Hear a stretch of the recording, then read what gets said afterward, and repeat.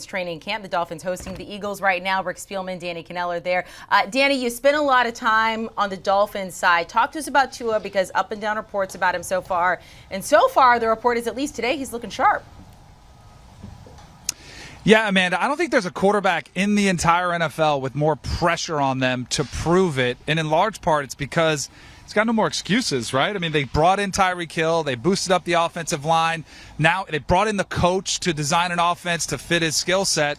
So he's got all this pressure on him. I was really impressed with him today, but it was what I thought I would see. So when things were clean, when he could set his feet, saw him deliver a thread the needle throw to Tyreek Hill, right up, get that vertical, that pass chunk that the coaches are looking for. Had another scissors concept where you have a post corner, threw a beautiful touch pass into the corner, dropped it in there. But then the other thing that I saw, so that's the good. The one question that I still have about Tua is the off-balance, off-script, out-of-the-system type throws.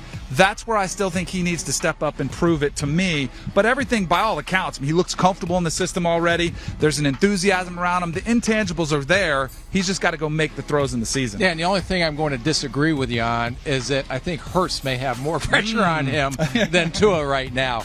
But, yeah, just watching Tua and operate. And I was able to come out here last week and watch practice, and we did some TV stuff from here. And just in a week's time, how much more comfortable he looks in the offense, how quickly he's distributing the ball, getting the ball to the playmakers. I think he's going to have a big year for him.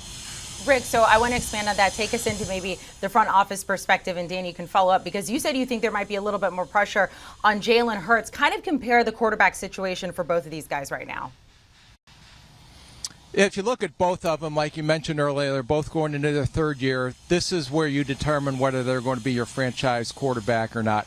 Both GMs went out and made aggressive moves to get playmakers around them.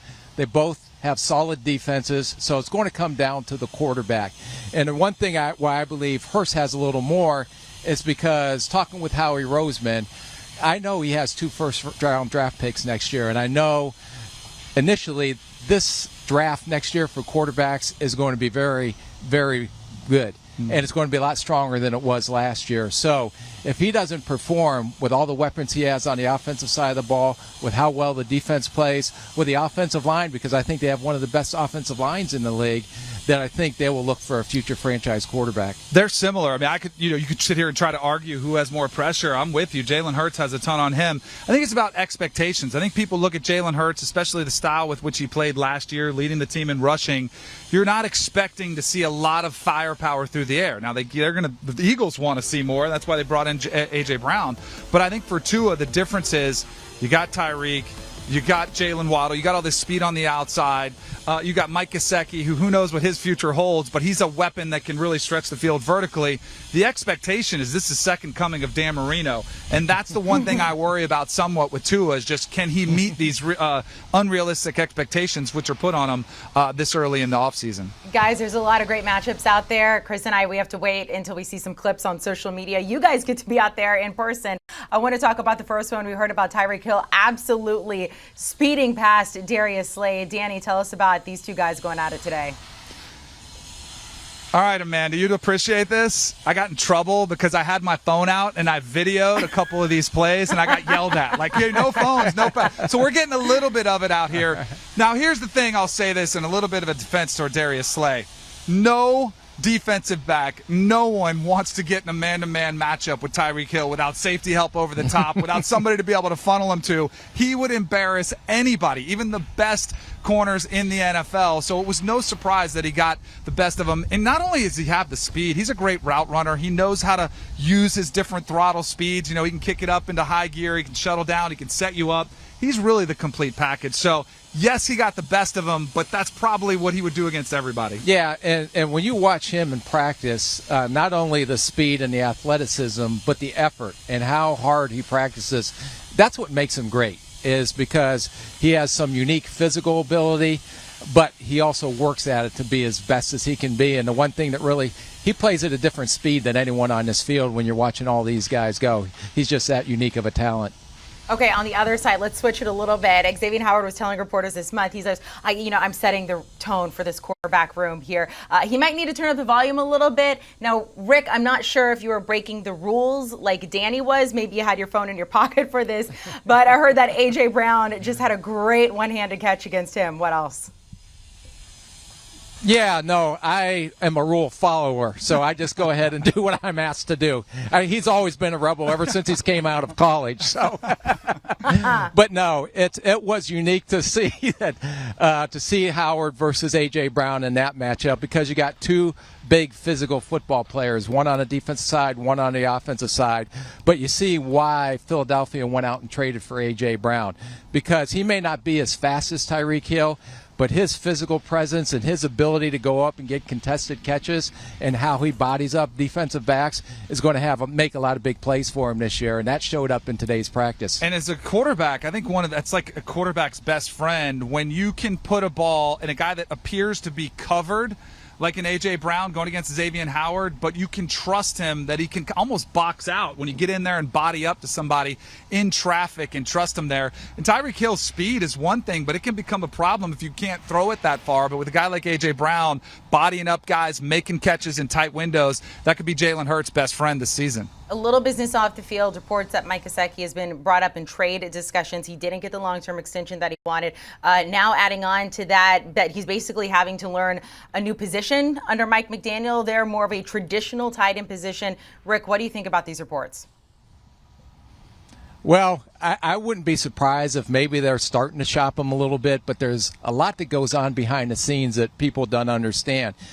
Because of his contract, and it's a $10+ million contract for a franchise on a tight end. But watching him at practice today, there's no question about his receiving skills. And as you mentioned earlier, it was a 2-minute drill. It was fourth down. Tua threw behind him a little bit, and he went up and made a spectacular one-hand catch. But when you watch him have to do the dirty work, put his hand in the dirt, and block those snobber knockers, I think as Pete would say, or whoever says that in front of him, that's not his game. And that doesn't fit what they do offensively. So if they do move him or come up with a trade with a team, one, what's the compensation going to be from a draft standpoint? And two, with that type of cap number at this time of year, I'm sure if I was in a GM wanting to trade for him, that I would ask Miami to take on some of that cap number and pay for at least half of that salary. Yeah, it's a really fascinating situation because he is a fan favorite. That one-handed grab was one of the roars you heard from the crowd, one of a few. And I think it's one of those things where it just might not be a good fit in the system. Where Mike McDaniel came from, George Kittle was probably the most complete tight end in the game. We know what he can do through the air, but the underappreciated aspect of his game is being able to be physical up front at the point of attack on the line of scrimmage. Not only in the run game, but kind of sometimes you have to drop back in pass protection. And that's the one thing we focus so much on Tua and the offensive weapons down the field and moving the ball through the air.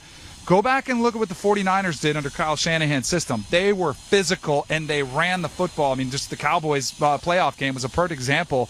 They want to set a physical tone up front as well.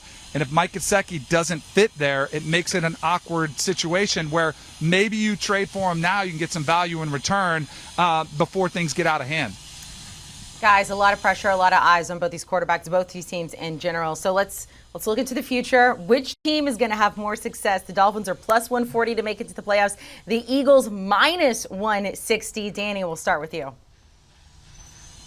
I'm going to go a little chalky here, and some of it has to do with the division they play in. I mean, the Super Bowl favorite is the Buffalo Bills, who the Dolphins are going to have to play twice. So for that reason, I like the Eagles better. Their division's a little bit of a mess. I know the Cowboys are the favorite, but I think the Eagles will be right in the conversation with them. Not really too excited about what I'm seeing coming out of Washington. Who knows what's going to happen with the New York Giants. So I think the Eagles have not only a chance to make the playoffs potentially, but to challenge for the division as well. I also think the unique aspect of Jalen Hurts, of him being able to run the football as a quarterback, does add a dimension that they have clearly not shied away from. They're more than content in saying, yeah, we brought in A.J. Brown. We want to throw the ball, but we have an athlete. We're going to utilize his athleticism in the backfield, which really puts defenses in a bind. So I'm going to go with the Eagles, a little bit more bullish on than the Dolphins. Yeah, and I will go the opposite just because I'm supposed to do that. Because I do it just because I do it with Pete every time, even though Pete doesn't know what he's talking about. And one quick question, why does Pete go on before me and Danny? I don't know who made that call, but wrong call. That's just the way Pete is. The Miami Dolphins, Very selfish, Pete. Yeah. But look at their first 4 games, and if Miami can come out at least 500 or 3-1 out of those first 4 games, then they're going to have a very successful year. And I just look at the speed they have on the offensive side of the ball. Waddle set a record for rookie catches last year, adding to Tyreek Hill. Depends what happens with Gesicki. They got to be able to run the ball, but if they're able to run the ball, I think Tua will do enough to be a point guard on this offense that'll help them. And they got a great defense, too. So I'm going to go with the Dolphins. Rick, how many training camps did you do with Pete there? I stopped counting after 1. Too many. You stopped counting after 1. All right, I'm going to be completely transparent because my producer told me to vamp because they want to get Pete Prisco on with you guys to do a little head-to-head from Saints training camp versus Dolphins and Eagles there. Oh, look, the wife just in time. Here he is. Speak of the devil. Pete Prisco. Hey. Welcome, Pete.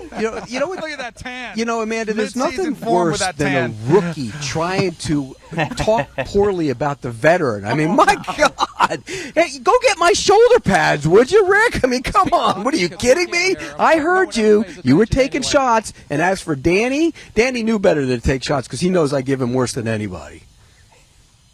Can you hear him? Okay, we're going to have to play this out on air later. Pete, you had your say. I guess they can't hear you. I will translate. He said, Rick, you need to get your shoulder pads out, and Danny, you should know better. So that's where we're going to leave it with this. We're going to get you guys all on together. We'll do it in studio as soon as our new studio is done being built there. the NFL returns to CBS on September 11th. A lot of great games that day. You have the Baker Mayfield revenge game, Cleveland at Carolina, 1 Eastern. Patrick Mahomes heading down to Arizona to see Kyler Murray at 4:25. Also at the same time, a rematch of the Week 18 game between the Raiders and Chargers. A tie would have sent them both to the postseason. Instead, it was the Raiders who moved on. Do you want a sports network that delivers everything that matters about the game? The highlights, the picks, the instant analysis. No yelling, no fake debates, no politics. Hit the subscribe button and never miss a moment.